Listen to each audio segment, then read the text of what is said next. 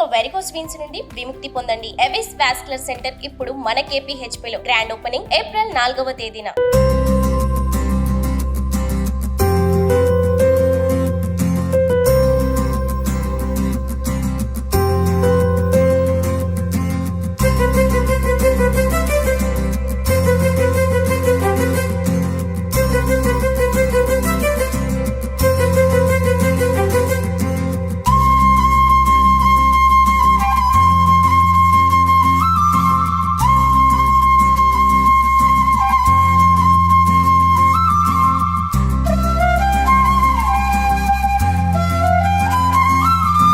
నమస్తే, welcome to temple tour with Gitanjali.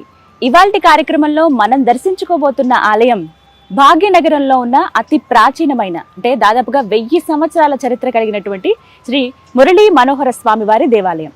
భాగ్యనగరంలో ఇంత చరిత్ర కలిగినటువంటి దేవాలయం ఉందని దాదాపుగా చాలా మందికి తెలియదండి. ఇది తెలిసిన వెంటనే అంటే ఆలయం గురించి తెలుసుకున్నాక నేను అనుకున్నాను ఖచ్చితంగా అందరికీ తెలియాలి ఆలయం గురించి. స్వయంగా అంటే స్వామివారే స్వయం వ్యక్తమైనటువంటి దేవాలయం అంట ఇది. వారే నాకు దేవాలయం ఇక్కడ కట్టించండి, భక్తులను ఉద్ధరిస్తానని స్వయంగా స్వామివారే పలికారట. నిజంగా ఎంతటి అదృష్టమో అలా విని ఆలయం కట్టిన వాళ్ళకి.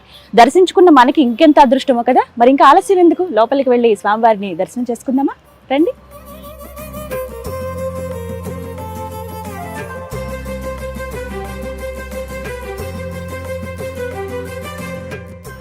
ఇక్కడ ముందుగా స్వామివారికి ముందుగా ధ్వజస్తంభాలు 2 చూస్తాం. ఒకటి రాతితోటి, ఇంకొకటి పంచలోహాలతో ఉంది. ఇక్కడ నుంచి కూడా స్వామిని మనం దర్శనం చేసుకోవచ్చు.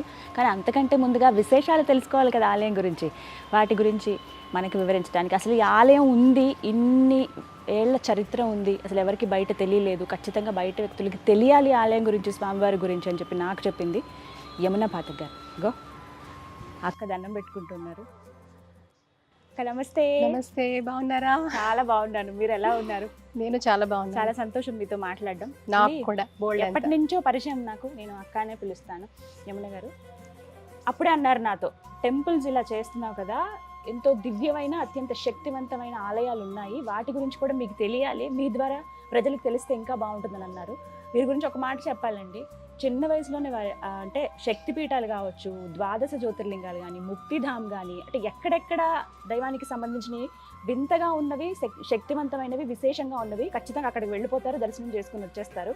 అంత భక్తి భావం యమున గారికి, అంత పూర్వజన్మ సుకృతం. అది మాత్రం నిజం. చాలా అంటే మిమ్మల్ని చూడగానే అనిపిస్తుంది, ఆ కళ ఉట్టిపడుతూ ఉంటుంది. అంటే ఆ శక్తి ఖచ్చితంగా మనకి తోడుగా ఉంటుంది ఎప్పుడు కదా. అమ్మవారి ఉపాసకురాలు మీరు, అది కూడా మిమ్మల్ని దండం పెట్టుకుంటే చాలా. అయ్యో, మనం జస్ట్ మనుషులం, మనందరికీ దిక్కు మొక్కు అన్ని ఆలనా పాలన చూసేది ఆ పార్వతీ పరమేశ్వరులు మాత్రమే, వాళ్ళు మాత్రమే. నిజం, అంతేనండి. యమునక్క గురించి ప్రత్యేకంగా చెప్పాలి, వారు చిన్న వయసులోనే 18 శక్తిపీఠాలు కావచ్చు, 12 జ్యోతిర్లింగాలు కానీ, అలాగే ముక్తిధామ్, ఇంకా ప్రత్యేకమైన ప్లేసెస్ ఏవైతే ఉన్నాయో ఆధ్యాత్మికంగా ఉన్నవి వాటన్నిటిని దర్శనం చేసుకుని వచ్చారు. అమ్మవారి ఉపాసకురాలు. అంటే ఇప్పటికీ కూడా మన తెలుగు రాష్ట్రాల్లో బయటికి తెలియని, పూజకి నోచుకోనివి, శక్తివంతంగా అంటే గుప్తంగా ఉండిపోయినటువంటి ఆలయాలను ఆవిడ వెలికి తీస్తూ ఉంటారు, బయట ప్రపంచానికి తెలియజేస్తూ ఉంటారు. అందులో భాగంగా నాకు చెప్పారు, అసలు ఓల్డ్ సిటీ అని అంటూ భాగ్యనగరం, ఇక్కడ ఇలాంటి దేవాలయం ఉందా, ఇంత పెద్ద దేవాలయం ఉందా అని నాకు వచ్చిన తర్వాత నిజంగా ఆశ్చర్యం అనిపించింది అక్క. Thank you so much. నిజంగా అదృష్టవంతులం, స్వామివారిని దర్శనం చేసుకునే భాగ్యం కల్పించారు. ఒకసారి ఈ ఆలయం గురించి వివరించండి. తప్పకుండా. ముందు మనకి రాగానే గుడిలో చూసారా, మనకు తెలియకుండానే మన ఒళ్ళంతా పులకరించేస్తుంది. ఆ వైబ్రేషన్స్, ఆ పాజిటివ్ వైబ్రేషన్స్, మనకు తెలియని ఒక ఆనంద లోకాల్లో వెళ్ళిపోతాం మనం. ఒక్కసారి మైండ్ అంతా కామ్ అయిపోతుంది. మనకి ఏమైనా ఆలోచనలు ఉన్నా అసలు ఒక్కసారి సబ్దుగా అయిపోతుంది, టోటల్గా సబ్దుగా అయిపోతుంది. మీరు చూసారు కదా, అసలు మీరు అనుకున్నారా ఇంత పెద్దటి ఆలయం ఉంటుంది? అంటే ఉంటాయి ఆలయాలు కానీ కొంతవరకు ఉన్నాయి, కానీ చాలా ఎక్కువ స్థలం ఉంది. అసలు ఎన్ని ఎకరాలు ఉందో కూడా తెలియట్లేదు, అంత పెద్ద స్థలం ఉంది. చక్కటి ఆలయం అండి ఇది. నేను ఇక్కడికి వచ్చినప్పుడు కూడా యూజువల్గా ఎప్పుడైనా ఏ ఆలయానికి వెళ్ళినా కూడా అక్కడ స్థల పురాణం తెలుసుకుంటూ ఉంటాం, దాన్ని ఎవరు కట్టించారు, ఇది ఎప్పటిది అనేది.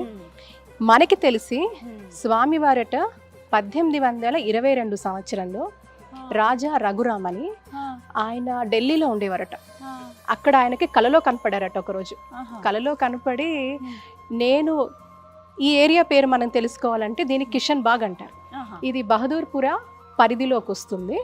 ఇక్కడ కిషన్ బాగ్ మెయిన్ రోడ్ లోనే ఈ పెద్ద ఆలయం ఉంటుంది. కానీ మీకు కొంచెం వెతుక్కోవాలి, ఎందుకంటే అది ప్రామినెంట్ Doors గా అవి కూడా సరిగ్గా లేవు. ప్రామినెంట్ గా పెద్ద గేట్ అనేది పక్క నుంచి ఉంటుంది, లోపలికి రావాలి కొద్దిగా. కానీ ఏమైనా అడిగినా చెప్తారు మీకు. లోపలికి వచ్చేసిన తర్వాత ఇక్కడ స్వామివారి ఈ ఏరియాలో దీనంతా కూడా కిషన్ బాగ్ అనే పేరు అప్పటి నుంచి స్టార్ట్ అయిందనమాట. అంటే కృష్ణుడు ఉన్న స్థలము కిషన్ బాగ్. దీనికి సంబంధించి చాలా ఉప ఆలయాలు కూడా ఈ ఎస్పెషలీ బహదూర్పుర పరిధిలో అనేక వందలాల ఆలయాలు ఉన్నాయంట. నమ్ముతారా? వందలు ఉన్నాయి. కానీ మనం ఏంటంటే భక్తులకు తెలియాలి, అక్కడ కూడా నిత్య పూజ విధానం జరగాలి, ధూపదీప నైవేద్యాలు నిజంగా ఆ భగవంతుడికి మళ్ళీ అలాంటి సేవ జరగాలనే ఆలోచనతోనే మనం పనిచేసుకుంటూ వస్తున్నాం చిన్నగా. సో అలాగే ఈరోజు మన భక్తులందరికీ కూడా పరిచయం చేస్తున్నాం. మరి పేరులోనే ఎంత హాయిగా ఉంది చూడండి, మురళీ మనోహరుడు.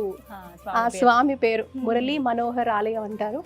ఇది రాజా రఘురామ్ గారికి 1822 సంవత్సరంలో ఆయన కల్లో కనపడి నేను ఇక్కడ భూగర్భంలో ఉన్నాను, నన్ను వెలిక్కి తీసి నాకు ఒక ఆలయం కట్టించు అని చెప్పారట.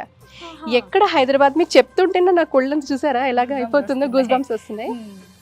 ఆయన ఎక్కడ హైదరాబాద్, ఎక్కడ భాగ్యనగరం, ఎక్కడ ఢిల్లీ అండి, అక్కడ కల్లో కనపడి పలానా స్థలంలో నేను ఉన్నాను, నేను భూగర్భంలో ఉన్నాను, నన్ను వెలిక్కి తీయని స్వామివారు చెప్పి నిజంగా ఆయన వచ్చారట. వచ్చి వెలిక్కి తీస్తే ఆ సంవత్సరంలో స్వామివారు భూగర్భం నుంచి వచ్చారు. అంటే ఇప్పుడు మనం చూసేటువంటి మూల విరాట్. అవును, మూల విరాట్ స్వామివారు మురళీ మనోహరుడు. అండ్ చక్కగా ఆయన మురళితో మురళి మనోహరుడు, అంత ముగ్ధ మనోహరంగా స్వామివారు అలా వెలిసి ఎంత అది మీరు చూస్తూ ఉంటే స్వామివారు మనని ఏదో తీక్షణంగా చూస్తున్నట్టు ఉంటుంది. అంటే మన పట్ల వారి యొక్క కరుణ, వారి యొక్క ప్రేమని మన పైన కురిపిస్తున్నట్టు ఉంటుంది ఆ విగ్రహాన్ని చూస్తుంటే. స్వామివారు నిజంగా ఉన్నారా అని ఎంత జీవకళతో మనకు కనపడుతుంది, చూసారుగా. కాబట్టి మరి చూస్తారు, ఇప్పుడు మనం దర్శనం చేసుకుంటాం కదా, అప్పుడు మీరు చూస్తే మీకు కూడా అలాగే కనపడుతుంది. చాలా మందికి ఇప్పుడు భక్తులు చాలా మంది వస్తూ ఉంటారండి, కానీ తెలియాల్సిందంతా తెలియదు. ఇంకా అంత తెలియకపోవడానికి, ఈ దగ్గర పొందకపోవడానికి కారణాలు ఏంటంటే, అంటే ఒకటి ఎన్నో కారణాలు ఉంటాయి, కానీ ఆ స్వామి తన భక్తులను ఎలా రప్పించుకోవాలో ఆయనకు తెలుసు. అందుకే కదా మనం వచ్చాం. కాబట్టి ఆయనకు తెలుసు భక్తులను ఎలా రప్పించుకోవాలో, ఎలా సేవ చేయాలంటే. భక్తుడు భగవంతుని సేవ చేస్తే పునీతుడు అవుతాడు, ప్యూరిఫై అవుతుంది ఆలోచనలు కానివ్వండి. మన ఆలోచనలు బాగుంటే మన ఆచరణ బాగుంటుంది, మన ఆచరణ బాగుంటే మన కుటుంబం బాగుంటుంది, కుటుంబం బాగుంటే సమాజం బాగుంటుంది. అందుకే మనం రావాలి మన ఆలయాలకి. ఎంత అద్భుతమైన ఆలయాలు. ప్రతి సంవత్సరం మనకి ఇక్కడ కార్తీక మాసంలో మనకి ఇక్కడ బ్రహ్మోత్సవాలు జరుగుతూ ఉంటాయండి. ప్రతి ఏడు జరుగుతూ ఉంటాయి. విశేషంగా కృష్ణాష్టమి కూడా ఈ ఆలయంలో అష్టమి తిథి నక్షత్రం స్వామివారిది రోహిణి నక్షత్రం. ఇవి కూడా పూర్తిగా అలా ఉన్నప్పుడు వాళ్ళు చేస్తారండి. మనకి 2 రోజులు 3 రోజులు అలా కాకుండా, కానీ ఆ తిథి నక్షత్రాలు అండ్ ఇది ఆలయం పూర్తిగా వైష్ణవ సాంప్రదాయాన్ని వీళ్ళు ఆచరిస్తారు పూర్తిగా. చాలా బాగుంటాయి. విశేషంగా చాలా మంది ఏంటంటే ఈ యొక్క బ్రహ్మోత్సవాల టైంలోనే గరుడ ముద్దలు అని వేస్తారు అక్కడ మనకి ధ్వజస్తంభం దగ్గర. అప్పుడు వేస్తుంటే ఎవరైతే పిల్లలు లేరో వాళ్ళకి ఆ ముద్దలు వేసినప్పుడు ఆ ముద్దలు తీసుకొని అది గనక తీసుకున్న వాళ్ళకి సంతానం కూడా కలిగింది అని చాలా నమ్మకం ఇక్కడ. సో నేను ఇప్పుడు ఏమన్నాను, ఇది ఎప్పుడూ నిన్న మొన్నటిది వచ్చింది కాదు, కొన్ని వేల సంవత్సరాలు, మనకి తెలిసి కొన్ని వందల సంవత్సరాలు, కానీ దీనికి ఒక విశిష్టత వేల సంవత్సరాల నుంచి ఉంది అని చెప్తూ ఉంటారు. కాబట్టి ఇది అద్భుతమైన ఆలయం. ఇక్కడ స్వామివారికి ఆంజనేయ స్వామి వారు కూడా, బాలాంజనేయ స్వామి వారికి కూడా ఆలయం చిన్న పక్కన ఉంది. ఎవరికైతే దృష్టి దోషాలున్నా, నరదృష్టి ఉన్నా, ఇలాంటివి ఏమన్నా మనం నమ్ముతూ ఉంటాం కదా, అలాంటివి ఏమన్నా ఉన్నా కూడా స్వామివారికి వచ్చి బాలాంజనేయ స్వామి వారికి ఇక్కడ కనుక పూజ చేస్తే అవన్నీ తొలగిపోతాయని కూడా. తర్వాత మళ్ళీ నర్మదా నది దగ్గర స్వామివారి శివలింగం ఒకటి, అక్కడ శివుడి యొక్క ఇది దొరుకుతుంది అనమాట. వారిది కూడా ఇక్కడ ఉంది. ఇక్కడ శివాలయం ఉంది. మీకు స్వామివారు రుద్ర రూపంలో ఉంటారు. సో ఇది కూడా స్వయంభూ లింగం అది. కాబట్టి పూర్తిగా చూస్తే ఈ గుడికి అంతా, ఇక్కడ విష్ణువు, అక్కడ శివుడు, ఇద్దరు ఉన్నారు. ఎవరికి భేదం లేదు, శివకేశ్వరికి భేదం లేదు, అంతా ఒక్కటే అనే ఆలోచన మనకు ఉంటుంది. అద్భుతంగా ఉంటుందండి. మళ్ళీ మీరు పైన చూస్తే సుదర్శన చక్రం కనపడుతుంది. చాలా చాలా సుందరంగా, అంటే కొంచెం ప్రత్యేకంగా కనిపిస్తుంది. అవును ఆ విగ్రహాలు కానీ అవన్నీ అవును. పైన మీరు అన్నట్టుగా ఆ సుదర్శన చక్రం అవును. అంటే అన్ని ఆలయాలకు అలా ఉండదు కదా. ఈ ఆలయానికి మాత్రం ప్రత్యేకంగా Hmm. సుదర్శన చక్రం తెలుసు కదా. సుదర్శన చక్రం అంటే కూడా శత్రు బాధ నుంచి మనకి నివృత్తి కలిగిస్తుంది, శత్రు బాధ లేకుండా చేస్తుంది. సుదర్శన యాగాలు అందుకే చేస్తారు, హోమాలు అందుకే చేస్తారు. సుదర్శన చక్రం కూడా మనల్ని ప్రొటెక్ట్ చేస్తుంది ఫ్రమ్ ఎనిమీస్ అని చెప్తూ ఉంటారు. సో ఆ కాన్సెప్ట్ ఉంది ఇక్కడ. అలాగే అలాంటి బాధలు ఎవరైనా ఉంటే ఇక్కడికి వచ్చి దండం పెట్టుకో. ఈ స్వామి వారిని గనక దర్శనం చేసుకొని దండం పెట్టుకుంటే మనసులో ఉన్న కోరిక తప్పకుండా తీరుతుంది. 100%. చాలా చాలా చాలా పవర్ఫుల్. అది అంటారు చూసారా, పిచ్చుకకి దారం కట్టి లాగినట్టు స్వామి భక్తులను లాక్కుంటాడు అక్కడ. అది అంతే ముగ్ధ మనోహరంగా ఈ మురళీ మనోహరుడు ఇక్కడ వెలిసాడు, ఈ తండ్రి. కాబట్టి మీరు అంత చెప్తున్నారు, నాకు దర్శనం చేసుకోవాలనిపిస్తుంది. మరి వెళ్దామా? తప్పకుండా. వెళ్ళి ఆ మురళీ మనోహరుని దర్శనం చేసుకుందామా? పదండి. ఓ కృష్ణ.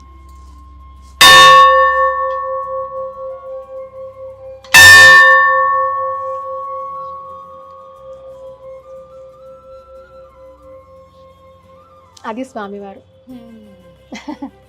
ఆహా.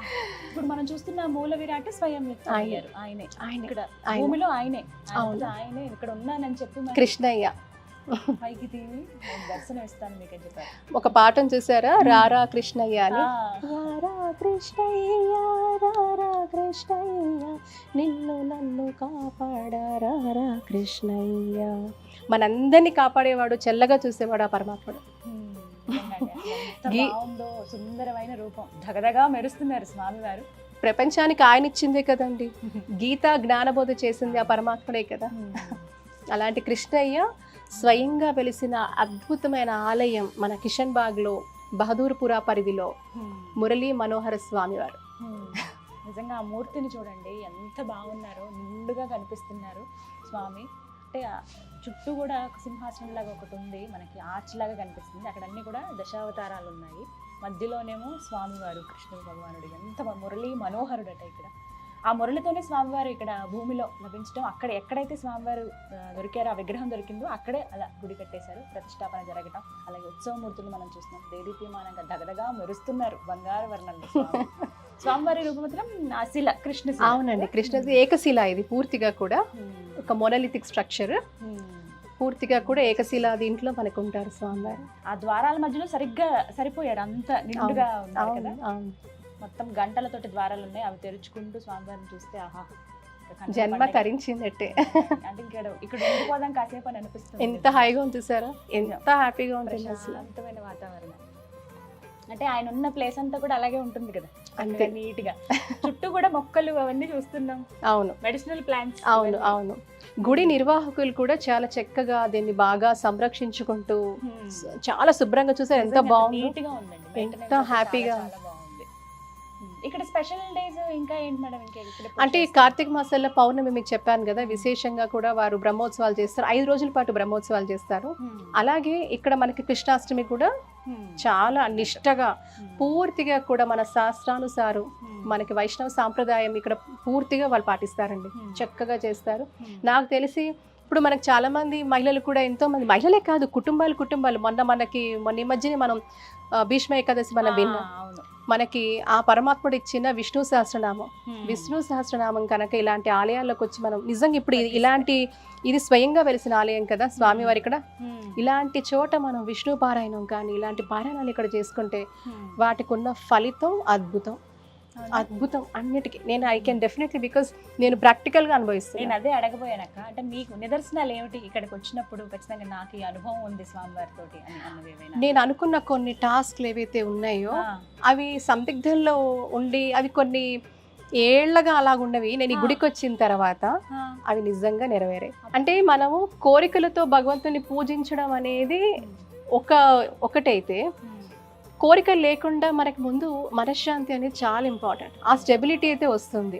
ప్రతిసారి మనం దైవ దర్శనం చేసుకోవాలంటే మన కోరికలతో రానక్కర్లా, మనకి ఒక మానసిక స్థైర్యాన్ని, ఆత్మధైర్యాన్ని, మనలో ఉత్సాహాన్ని, మనము అన్ని రోల్స్ని, అంటే మనం చేసే ప్రతి రోల్లో మనకి సామర్థ్యాన్ని మనం ఇలాంటి ఆలయాలకు వచ్చినప్పుడు మనలో ఆ సెల్ఫ్ కాన్ఫిడెన్స్ పాజిటివిటీ అనేది బూస్ట్ అవుతుంది. అంటే ఎంత అంతే. నెగిటివ్ ఎనర్జీ తోటి నిస్సత్తువుగా మనం ఆలయానికి వచ్చినప్పటికీ అవును. ఒక్కసారి స్వామివారిని దర్శించుకుని వెళ్తే ఖచ్చితంగా ఖచ్చితంగా. పాజిటివిటీ మనలో నింపుకుని వెళ్తాం. ఖచ్చితంగా. అంటే ఎక్స్పెక్టేషన్స్ ప్రతిసారి అక్కర్లా. అక్కర్లేదు. సో ఆయనకు తెలుసు కదా మనకి పుట్టుకనిచ్చిన వాడికి ఆ తండ్రికి మనకి ఏం కావాలో నారు పోసిన వాడు నీరు పోయడా అన్నట్టు అలాగే. కాబట్టి ఆయన చూసుకుంటాడు కదా. మనకు ప్రతి వాళ్ళకి ఒక మీనింగ్ ఇచ్చారు కదా. Hmm. ఈ రోజు మీరు ఎన్నో చక్కగా ఈ గుళ్ళ గురించి చెప్తున్నారు. అది అది నిజం. ఎంతమంది 140 కోట్లు ఉన్నారండి. 140 కోట్లలో ఎంతమందికి భగవంతుడు పురమాయిస్తాడు ఈ కార్యక్రమం చేయండి. సో మీకు అలా ఇచ్చాడు. నిజం. సో ఇలా మన అందరికీ ఒక పని పురమాయిస్తాడు, నువ్వు ఇది చెయ్యి అని. అది మనం చేసుకోవాలి, అంతే. అది తెలుసుకోవాలి, చేసుకోవాలి, ఆచరించాలి. దానికి శక్తిని ఇచ్చేది ఆయనే. కష్టాలు వస్తాయి, నష్టం వస్తుంది, అది కూడా. కానీ నాకు ఒకటి అనిపించింది, అసలు ఇంకా అందరికీ తెలుసుంటే బాగుండేది ఈ ఆలయం గురించి. నాకు తెలిసి ఇప్పుడు మీరు చేస్తున్న ప్రయత్నం నిజంగా నేను సుమన్ టీవీ వారికి నిజంగా అభినందిస్తున్నాను. భగవంతుడి ఆశీస్సులు ఎప్పుడూ కూడా మీకు తప్పకుండా ఉంటాయండి. ఎందుకంటే అటు మీ టీవీ యాజమాన్యానికి మీ అందరికీ ఉంటాయి. ఎందుకంటే ఇది చక్కటి ఒక పవిత్రమైన కార్యక్రమం. అంటే మీరు ఇందులో ఏమంటండి ఆ భగవంతుని చూపిస్తున్నారంటే స్వామివారికి భక్తులు పెరిగిన కొద్దీ ఇంకా వాళ్ళల్లో చైతన్యం వస్తుంది, వాళ్ళ జీవితాలు ఇంకా బాగుంటాయని ఒక సత్సంకల్పంతో మీరు ఇదొక యజ్ఞం స్టార్ట్ చేశారు నాకు తెలిసి కదా. కాబట్టి మనం ఇప్పుడు నేను ఎన్ని దర్శనం చేసుకున్నా, నేను మీతో మాట్లాడుతూ మనం చేసాం కాబట్టి అలా మనం ఇంకా తెలిసాయి నాకు మీ వల్ల ఈ ఆలయం. అప్పుడు మీరు ఏమన్నా నేను ఆల్రెడీ చేస్తున్నానండి, మనం కూడా చేయొచ్చు, మీరు అక్కడ చెప్పండి అని. అంటే అదంతా భగవంతుడి లీల. మీరు ప్లాన్ చేసింది కాదు, నేను ప్లాన్ చేసింది కాదు. ఆయనకి ఏం కావాలో ఎప్పుడు ఏది కావాలో ఆయన చేయించుకుంటాడు. ఆయన చేసింది ఆయన కోసం, ఆయనకు అవసరం. భగవంతుడికి ఏం అవసరం లేదు. మన జీవితాలు బాగుండాలి, మనని ఒక ట్రాక్ లో వేయాలని అందుకని ఆయన రప్పించుకుంటాడు. అందుకే దైవ దర్శనాలు మనం ట్రాక్ లో ఉండడానికి. అంత అద్భుతమైన ఆలయం. స్వామివారి దర్శనం చేసుకున్నాం కదా, కృష్ణయ్య దర్శనం చేసుకున్నాం కదా. తనివి తీరటం లేదు వెళ్ళడానికి. బట్ కాకపోతే మనం ఈ రోజు ఇక్కడికి వచ్చాం కాబట్టి ఇక్కడే పక్కన కొన్ని ఉప ఆలయాలు కూడా ఉన్నాయి. ఇందాక మీతో అన్నట్టుగా బాలాంజనేయ స్వామి వారు, అలాగే శివయ్య కూడా ఉన్నాడు. అలా చూసుకొని ఆయన కూడా దర్శనం చేసుకుని తప్పకుండా మా కళ్ళతోటి మీరు కూడా చూడండి స్వామివారిని ఎంత బాగున్నారు. మీరు కూడా చక్కగా రావచ్చు. కిషన్ బాగ్ వారు వెలిసినటువంటి ప్రాంతం కాబట్టి ఈ ప్రాంతాన్ని కృష్ణుడి భాగంగా, అంటే ఇదంతా కూడా కృష్ణుడి స్థలం కాబట్టి కిషన్ బాగ్ అని పేరు వచ్చింది. అప్పటి నుంచి కూడా ఆయన స్వయం వ్యక్తమయ్యారు. ఇలాంటి ప్రదేశాలకు వచ్చినప్పుడు అండి నిజంగా చాలా ప్రశాంతంగా అనిపిస్తుంది. నిజంగా కృష్ణ భగవానుడు ఇక్కడ కూర్చుని అలా ఉన్నాడు మన కోసమే. ఆయన మన బాధలు, మన కష్టాలు, మన సుఖాలు, మన సంతోషాలు అన్నీ వినడానికి, మన బాధలు పంచుకోవటానికి ఆయన సిద్ధంగా ఉన్నాడు అనిపిస్తుంది. ఆయన రూపం చూస్తుంటేనే ఎంత ముగ్ధ మనోహరంగా ఉన్నారో తెలుసా. తగదగా మెరుస్తూ దేదీప్యమానంగా కనిపిస్తూ ఉన్నారు. రండి మీరు కూడా దర్శనం చేసుకోవచ్చు కిషన్ బాగ్లో ఉన్న శ్రీ మురళీ మనోహర స్వామి వారిని.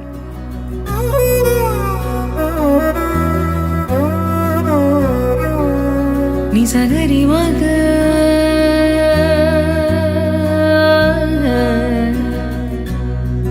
నిజగరి పా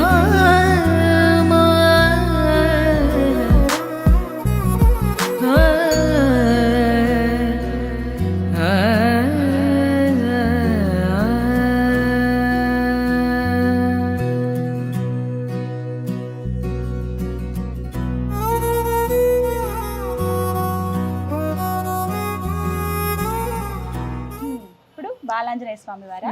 ఇందాక మీకు చెప్పాను కదా, దృష్టి దోషాలు ఉన్నా కూడా, నరదృష్టి ఉన్నా కూడా, ఇలాంటివి ఏమన్నా ఉంటే కూడా, గ్రహపీడలు ఉన్నా కూడా ఈ స్వామికి వచ్చి కొలిస్తే, ఇక్కడ ఆంజనేయ స్వామి వారికి హనుమాన్ చాలీసా పారాయణం చేస్తే, ఇక్కడ స్వామిని స్మరిస్తే తప్పకుండా అన్ని దోషాలు పోతాయని నానుడి ఉంది.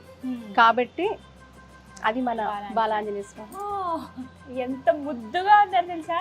బుజ్జిగా ఇలా ఉంటారు చిన్న పిల్లలు, ఇలా కూర్చుని అమ్మ అని ఇలా నుంచుంటారు కదా, అలా అనిపిస్తుంది. చూడండి నిజంగా ఎంత బాగున్నారో.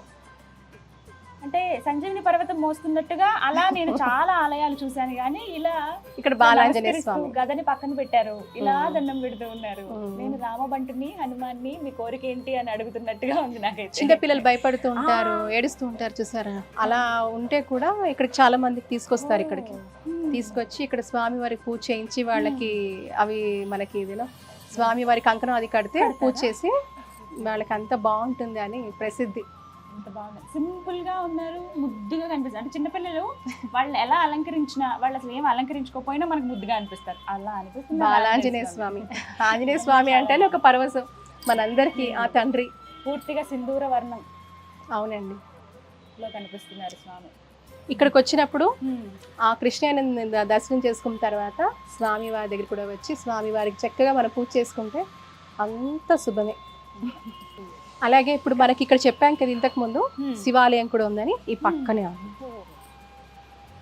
ఈ రైట్ సైడ్ కోనేరు అండి, కోనేరు పెద్ద కోనేరు. ఎంత పెద్దదో, చాలా లోతు ఉంటుందా? ఆ లోతు ఉంటుందండి, లోతు ఉంటుంది. ఇంత కోనేరు. నందీశ్వరుడు.